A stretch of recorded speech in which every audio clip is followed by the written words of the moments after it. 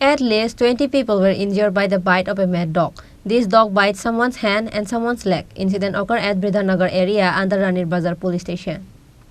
On Thursday afternoon, a mad dog bit different persons one after one on the road. This mad dog bites people sitting on the roadside or in shop. It bites someone's hand and someone's leg. Surrounding the incident, a sensation and chaos spread in the area of Briddhanagar for a moment. According to the details of the incident, it is known that the mad white dog first bit the person it found on the road along the Assam-Agartala National Highway of Briddhanagar area. At last, all the people who came in the road were bitten by this mad dog. Likewise, it also bit the people who were sitting on the shop. It bites someone's hand and someone's leg. This white dog was biting people from Ranirbazar up to Chandrapur Kalyani area. All of the people, including the aged and children, were bitten by this white-color mad dog. The victims immediately rushed to IGM Hospital and GB Hospital.